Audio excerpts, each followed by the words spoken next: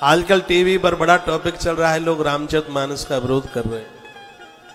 यहाँ चारों समाज के लोग बैठे हैं, यहाँ ब्राह्मण भी होंगे, क्षत्रिय, वैश्य और कनिष्ठ, चतुर्थ वर्ण के चारों वर्णों के लोग यहाँ पर बैठे होंगे।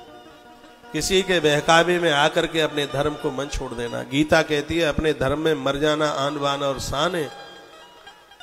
किसी की बातों में आकर के अपने धर्म को तिलांजलि दे दें, समझ लो कि इससे अशुभ दिन हमारे जीवन का और कोई दूसरा नहीं हो सकता। लोगों को भड़काया जा रहा है, माताओं को भड़काया जा रहा है, रामायण की एक चौपाई बोल करके, ढोल गवार शूद्र पशु नारी सकल ताड़ना के अधिकारी। ये लोग इतने विद्वान हो गए हैं कि आजकल इन्होंने बाबा तुलसीदास को तो बहुत पीछे छोड़ दिया अपनी योग्यता में। इतने विद्वान हो गए हैं, ऐसा लगता है कि पाणिनि का व्याकरण यही चाट करके बैठ गए। बिल्कुल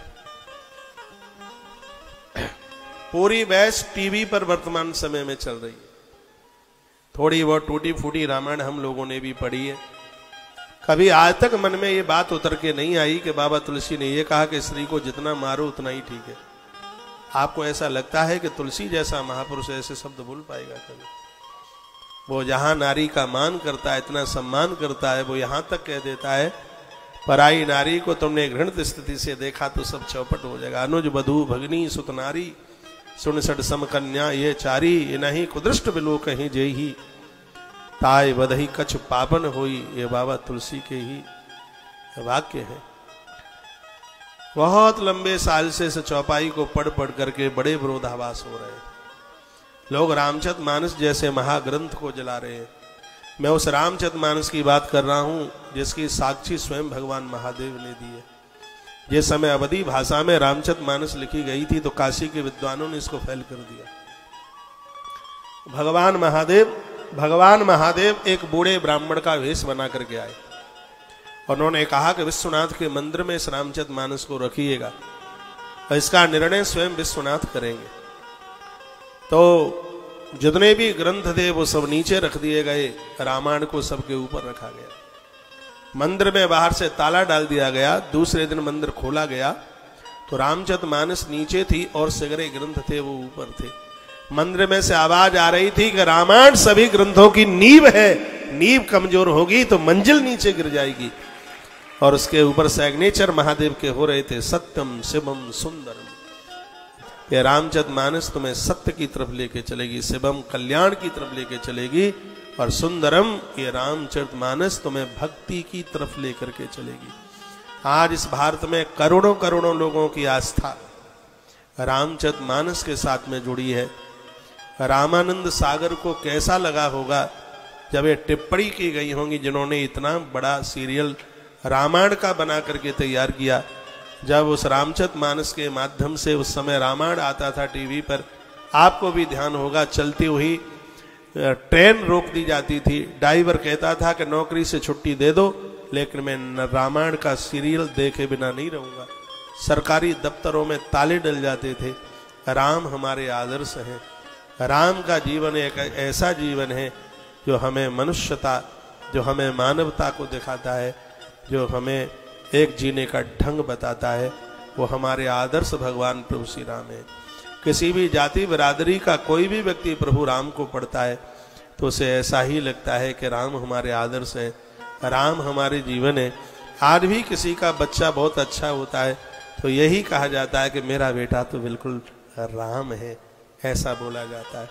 हमारे देश की मर्यादाएं राम को छू करके चलती हैं। राम जैसा पुत्र, राम जैसा पति, राम जैसा भाई, राम जैसा भगवान। और एक बात और मैं आपको कहूंगा, यदि किसी के लिए तो राम जैसा दुश्मन भी कहाँ मिलेगा, जो सुबह ही सुबह अंगद को लंका के लिए प्रभु राम भेजते हैं और कहते हैं अंगद रावण के पास जाओ और ऐसा कुछ करना अपना काम बने और दुश्मन का भला हो जाए। ऐसे प्रभु राम हैं जो दुश्मन का भी भला चाहते हैं। अरे कितना बड़ा दुर्भाग्य होगा उन लोगों का जो ऐसे राम के लिए कटाक्ष करे। जो भी यह रामायण लिखी गई है वो राम जी की उपस्थिति में लिखी गई है। हमारे और आपके पास तो इतना तप नहीं है कि राम को देख लें, लेकिन जिस महापुरुष ने रामायण लिखी है वो परम राम भक्त हैं। मैं उस गोस्वामी तुलसीदास जी महाराज की बात कर रहा हूं जिसने मृत व्यक्ति को जिंदा किया। एक बार की बात थी, जिस समय वह सोरों की तरफ से आगरा की तरफ आ रहे थे, तो क्या हुआ कि किसी गांव से निकले एक जवान 32 वर्ष के एक युवा की मृत्यु हो गई। 150 आदमी वहां पर बैठे बैठे वहां पर रुदन कर रहे थे। इतने में गोस्वामी तुलसीदास जी आए और जिस पत्नी का, जिस स्त्री का पति मरा, उसने तुलसी बाबा को प्रणाम किया और उन्होंने कहा अखंड सौभाग्यवती भव। ज्यादातर से वो यही आशीर्वाद देते थे। तो गांव के लोगों ने कहा महात्मा जी आपका दिया गया आशीर्वाद तो असफल है, क्योंकि इसका पति तो मरा हुआ पड़ा है। आगे 45 मिनट कीर्तन किया गोस्वामी तुलसीदास जी महाराज ने। मरा हुआ 32 साल का युवा खड़ा हो गया। आकाश से फूलों की वर्षा हुई थी। गोस्वामी जी के मुंह से आवाज निकली थी, सियावर रामचंद्र की जय। ये सियावर रामचंद्र की जय। उस समय मरा मुर्दा खड़ा हुआ। उस समय गोस्वामी तुलसीदास जी महाराज के मुख से ये जयकारा निकला। उस समय इतनी बड़ी महिमा बाबा तुलसी की बिखरी सब जगह। यह आवाज उस समय बादशाह अकबर का राज्य होता था। अकबर को सूचना मिली। एक दिन अकबर ने बाबा तुलसी को अपने दरबार में बुलाया। तुलसी अनुष्ठान में थे और उन्होंने कहा कि मुझे कोई राजनीति राजसत्ता से कोई मतलब नहीं है, मुझे अपना भजन करने दीजिए। अकबर को सूचना मिली और इसमें उसने अपना अपमान समझा कि मेरी हुकूमत को नहीं माना और फतेहपुर सीकरी की जेल में महात्मा तुलसी को 40 दिन के लिए जेल में इसने पटक दिया। अकबर ने, पहला ही दिन था, जेल में थे बाबा तुलसी। तो उन्होंने सोचा कि अब यहाँ पड़े तो हैं ही, तो कुछ तो कर लें, कुछ लिख लें। उन्हें लेखनी का बहुत बड़ा अभ्यास था। 80 वर्ष की उम्र में, वृद्धावस्था में, तो उन्होंने रामायण लिखी थी। 126 साल तक गोस्वामी तुलसीदास जी इस जमीन पर रहे हैं। 126 वर्ष। 80 साल की उम्र में तो उन्होंने रामायण लिखना आरंभ किया था। हनुमान चालीसा उन्होंने जेल में लिखा। 40 दिन रहे वो और 40 दिन में उन्होंने हनुमान चालीसा की 40 चौपाइयां लिखी। और जैसे वो 40वां दिन था, बादशाह अकबर का महल बंदरों ने चारों तरफ से घेर लिया, अनगिनत बंदर। अकबर परेशान। उसने अपने लोगों को पूछा कि ये क्या हुआ। लोगों ने कहा तुमने हिंदू सनातन महापुरुष का अपमान किया है और ये सब हनुमान का रूप है, तुम्हें जिंदा नहीं छोड़ेंगे।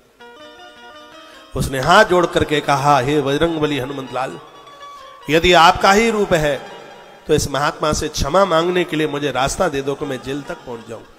अकबर वहां पहुंचा, बाबा तुलसी के चरणों में जाकर के गिरा, कहा मुझे माफ कर दो। बाबा तुलसी ने कहा अकबर को कि अब तू यहां न रहना, नहीं तो तेरी खोपड़ी के टुकड़े टुकड़े हो जाएंगे। उस दिन के बाद फतेहपुर सीकरी में कभी अकबर नहीं गया। उसने दिल्ली को अपना गद्दी बनाया। उन्होंने बाबा तुलसी से क्षमा मांगी, माफी मांगी। मैं तुलसी की आलोचना, बाबा गोस्वामी, पूज्य गोस्वामी तुलसीदास जी महाराज जी की आलोचना करने वाले लोगों को कहना चाहूंगा, यह बिल्कुल दुर्भाग्य है, बहुत कोई अपराध है कि ऐसे महापुरुष के बारे में कुछ ऊट पटांग सोचा जाए। यह बिल्कुल भी ठीक नहीं है। करोड़ों करोड़ों लोगों को जीवन बाबा तुलसी की रामायण ने दिया है। रामलीलाएं होती हैं। अरे भैया, अरुण गोविल जी राम बने, आज भी कहीं निकल जाते हैं, उनको लोग राम के रूप में ही उन्हें वंदन करते हैं, उन्हें प्रणाम करते हैं। हम बड़भागी हैं। घर घर में अलख राम कहानी घर घर तक पहुंचाने में गोस्वामी तुलसीदास जी महाराज जी का सबसे बड़ा योगदान है। इनका दर्शन करना, इनके दर्शन का स्मरण करना, यह हमारे लिए एक बहुत बड़े सौभाग्य की बात है। मैं लौटकर उस चौपाई पर आता हूं जिसका बहुत ज्यादा आजकल न्यू टीवी चैनलों पर चलना हो रहा है। थोड़ा बहुत मुझे टाइम मिलता है, कल मैं भी सुन रहा था। ढोल गवार शूद्र पशु नारी सकल ताड़ना के अधिकारी, वो टीवी पर बैठे हुए श्रीमान उसका व्याख्यान करते हैं। कहते हैं स्त्री को जितना मारो उतना ठीक है, शूद्र को जितना मारो पीटो, पशु को जितना मारो पीटो उतना ठीक है, अपना मन गढ़ंत अर्थ मत लगाइए। इसको किसी भी ढंग से यदि इस चौपाई को आप देखते हैं तो सबसे पहले तो मैं ये कह दूं, आपको निवेदन कर दूं, पहले इसका यह पता लगाइए कि ये बात कही किसने, ये बात किससे कही है। बिनहि न मानत जलद जड़ गए 3 दिन बीत, बोले राम सकोप तब भय बिन होय न प्रीत। रामचरितमानस के सुंदरकांड के समापन का दुआ है। 3 दिन प्रभु श्री राम जी बैठे रहे। जब सागर ने रास्ता नहीं दिया, प्रभु श्री राम जी ने कहा लखन कहाँ है मेरा धनुष्मान, धनुष्मान लेकर के आओ। लखन को बड़ा अच्छा लगा, क्योंकि कादर मन कहो एक अधारा, दैव दैव आलसी पुकारा, यह मत लक्ष्मण के मन भावा। लक्ष्मण को अच्छा लगा, लेकिन उतने में ही सागर प्रकट हो गया। समुद्र ने कहा, भगवान आपने मुझे शिक्षा दे दी, ये बहुत अच्छा किया। तो धरती पर कुछ लोग ऐसे हैं, वो शिक्षा के लायक हैं, वो समझने के लायक हैं। ये समुद्र के शब्द थे, और ये चौपाई जो बोली है वो समुद्र के मुंह से निकली है। अरे समुद्र को जाति बरादरी से क्या मतलब था? समुद्र किसी जाति का नाम क्यों लेता? बहुत ठीक से सुनिए, इसमें समुद्र ने किसी जाति को बोल करके बात नहीं कही। वो यदि शूद्र शब्द का उच्चारण यदि वो करता है तो उसको आप सेवक के साथ जोड़िए, सेवा करने वाले के साथ जोड़िए। 4 वर्णों के 4 काम है। ब्राह्मण संस्कार देता है, क्षत्रिय रक्षा करता है, वैसे व्यापार के माध्यम से जगत का भरण पोषण करता है, और कनिष्ठ उसको सेवा भाव। और देखिए, क्या शूद्र ब्राह्मणों में नहीं होते? जो सेवा कर रहा है उस सेवक को ही यह चतुर्थ वर्ण का जो नाम दिया गया।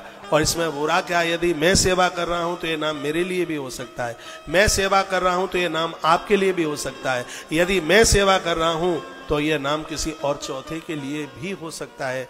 यहाँ जाति से मतलब नहीं है, यहाँ सेवा से मतलब है।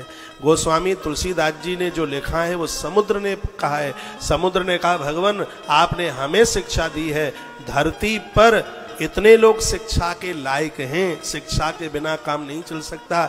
जो ढोल बजाने के लिए जा रहा है उसे शिक्षा दी जाएगी, नहीं तो वो ढोलक को फाड़ डालेगा, खत्म कर देगा। ठीक से नहीं बजाएगा तो उसमें से बेसुरा आएगा। देखिए, उसकी बात को ठीक से समझिए। समुद्र ने क्या कहा? जो ढोल बजाने के लिए जा रहा है उसको शिक्षा देनी पड़ेगी, उसको समझाना पड़ेगा कि ढोल बजता कैसे है। ढोल बजाने वाले के लिए शिक्षा देनी पड़ेगी। ढोल और गवार, गवार को मूर्खों में भी लिया गया, ना समझी में भी लिया गया है। अरे भैया, कोई मूर्ख बन गया, अरे उसको समझाओ, वो सुधर जाएगा। ऐसा थोड़ी है कि लाठी लेकर के उसकी खोपड़ी फाड़ डालो, उसको घर से बाहर निकाल दो। यदि कोई गवार है, यदि कोई मूर्ख है, अरे उसको समझाने की कोशिश कीजिए, उसको समझाइए। समुद्र ने ये कहा।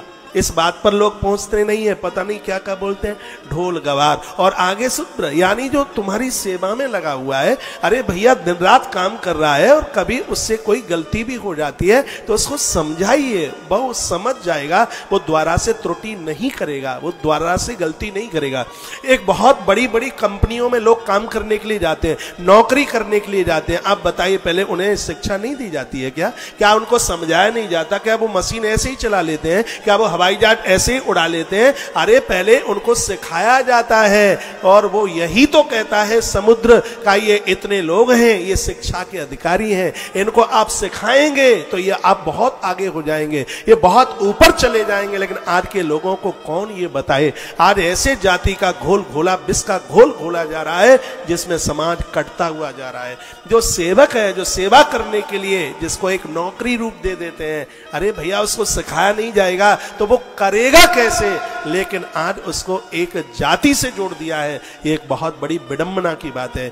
पशु, अरे जो पशु पालते हैं उनको जानकारी चाहिए कि बैल कैसे खोला जाता है, घोड़ा कैसे खोला जाता है, और वो ऐसे ही सीधा चला गया और उसने लात मार दी तो क्या कहा है इसमें? पशु के जो भी पालक हैं, जो पशुओं को पालते हैं, उनको पहले शिक्षा लेनी चाहिए, उनको पहले समझना चाहिए। और नहीं तो तुमने बैल को जाकर के खोला वो लात मार देगा, पशु को जाकर के खोला वो लात मार देगा। तो पशु का जो स्वामी है उसको पहले शिक्षा लेनी चाहिए। ये शिक्षा का अधिकारी है, वो कहीं से शिक्षा ले, पहले वो समझे, तब वो पशु पालक बन सकता है। उसके बाद में है नारी। अब इस शब्द पर आ जाइए। ताड़ना का अर्थ शिक्षा होता है, ताड़ना का अर्थ जानना होता है। क्या आप माता हैं, आपकी बेटी ससुराल जाती है तो आप उसको नहीं सिखाती? कहती है बेटा ऐसे आटा गूंथना, ऐसे सब्जी बनाना, सास ससुर की ऐसे सेवा करना। बताइए आप, नारी को शिक्षा देना जरूरी है कि नहीं? इसका एक तो अर्थ यह है कि समाज का उत्थान तब होगा जब घर के लोग उस नारी को शिक्षा देंगे, उसको समझाएंगे नहीं, उसको बताएंगे नहीं, तो वो क्या समझेगी? अपना परिवार कैसे चलाएगी, अपना घर कैसे चलाएगी? जिस प्रकार से ढोलक को बजाने वाले के पास में सीख होनी चाहिए, शिक्षा होनी चाहिए, उसी प्रकार से घर को चलाने के लिए भी नारी के पास शिक्षा होनी चाहिए। बेटियों को, बहुओं को समझाओगे नहीं, बताओगे नहीं, तो उनके द्वारा घर कैसे चलेगा, ये समझ में होना चाहिए, पहली बात। और इसमें शिक्षा की दूसरी बात वो ये है कि घर में नारी सुबह से लेकर के शाम तक इतना काम करती है, और कभी इससे यदि कोई त्रुटि हो जाती है, मान लिया जाए कि दूध का पतीला उसके हाथ से नीचे गिर गया, तो क्या इसमें बताया गया है, उसको बताइए, उसको समझाइए, कहिए बेटा थोड़ा धीमे से काम कर लेते हैं, जल्दी से नहीं तो नुकसान हो जाएगा। वो समझेगी, और जिस घर की नारी समझदार है, बैकुंठ और बैकुंठनाथ तो उसके घर में आकर के बसता है। पीटने की बात किसने कह दी, नारी के अपमान की बात किसने कह दी, ये लोग ना समझी के द्वारा और जो तरह तरह के व्याख्यान करते हैं, इससे हमारे धर्म को बहुत बड़ी हानि पहुंच रही है। मैं छाती ठोक करके कह सकता हूं, गोस्वामी तुलसीदास जी ने ना नारी के ऊपर आघात किया, ना किसी वर्ण जाति के ऊपर आघात किया। ये सागर ने जो बात कही है वो सुनने के लायक है। गोस्वामी तुलसीदास जी महाराज की रामायण को करोड़ों लोग भारत में और लाखों लोग परदेश में पढ़ते हैं। जिस रामायण ने हमें जीवन दिया है, जिस रामायण ने हमें जिंदगी दी है, ऐसा रामचरितमानस साक्षात प्रभु श्री राम जी का विग्रह है। मैं तो कहूंगा रामायण पढ़ना राम जी को पढ़ने की तरह है। रामायण हमें जीवन देती है, रामायण हमारा इहलोक और रामायण हमारा परलोक सुधारती है।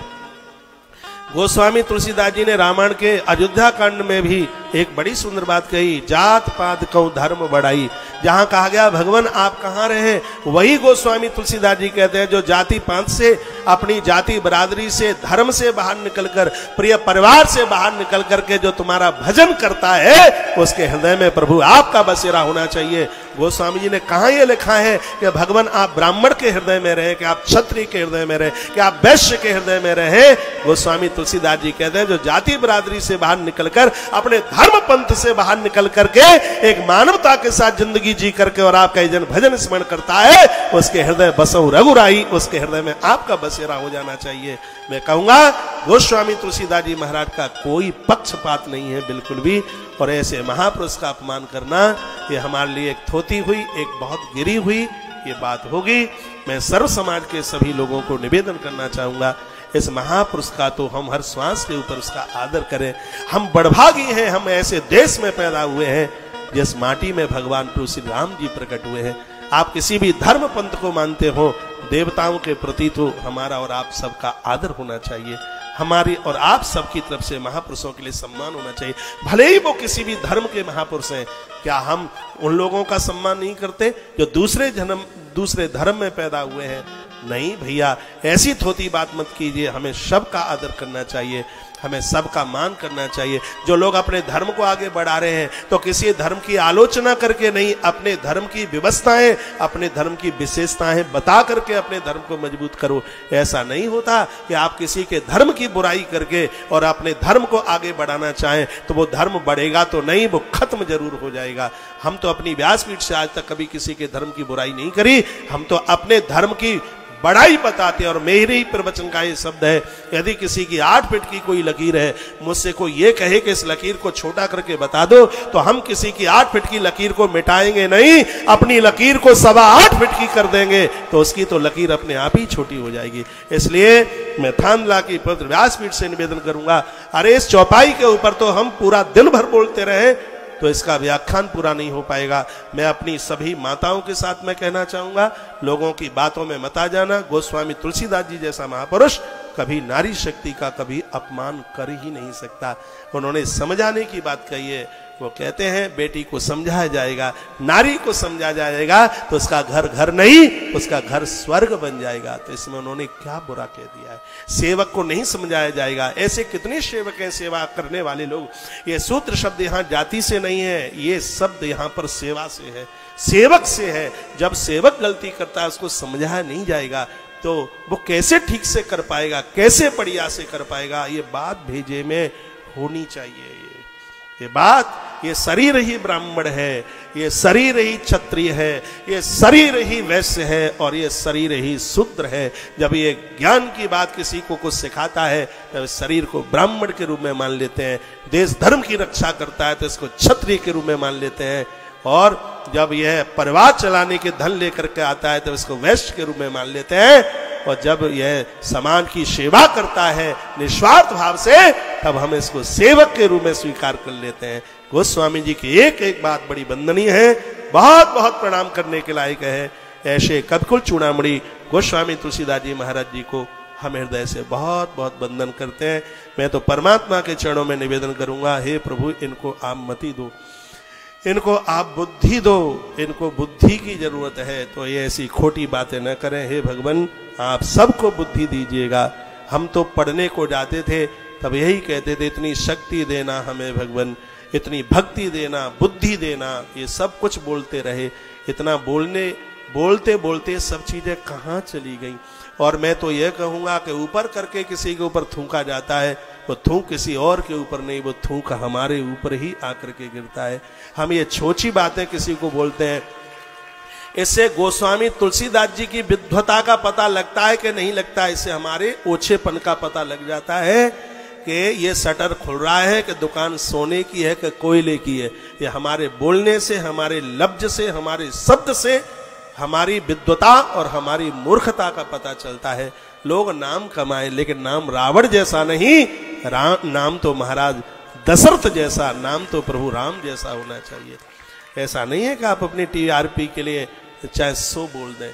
अरे जिसमें लोग आदर के साथ, सम्मान के साथ बोले और लोग कह दें कि देखो इसकी शक्ल तो देख लीजिए, खुद रावण जैसा लगता है, यदि किसी ने बोल दिया तो क्या रहेगा। तो फिर उसमें तो हमारा लफ्ज, हमारा शब्द, हमारा हुनर, हमारी बातें ऐसी होनी चाहिए। प्रकृति भी जिसके लिए हाथ फैला करके तुम्हें अपनी बाजुओं में कंठ से लगाने के लिए तैयार हो जाए, हमारा और आपका जीवन ऐसा होना चाहिए। मैं अपनी कोई विद्वता नहीं यहाँ से फर्क रहा हूँ, थोड़ा बहुत हम भी ग्रंथों को पढ़ ही लेते हैं, थोड़ी बहुत मानस हम लोगों ने भी पढ़ी होगी।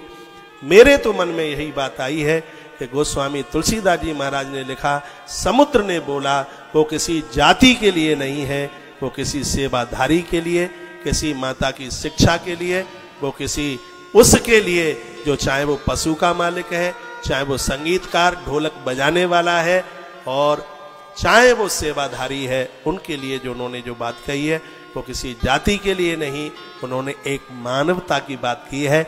हमें समुद्र की बात के ऊपर भी ताली बजानी चाहिए, उसने बहुत अच्छी शिक्षा दी। बोलो भक्तवत्सल भगवान की जय हो, श्री हनुमान जी महाराज की जय हो। जय जय श्री राधे, श्री राधे, श्री राधे श्याम।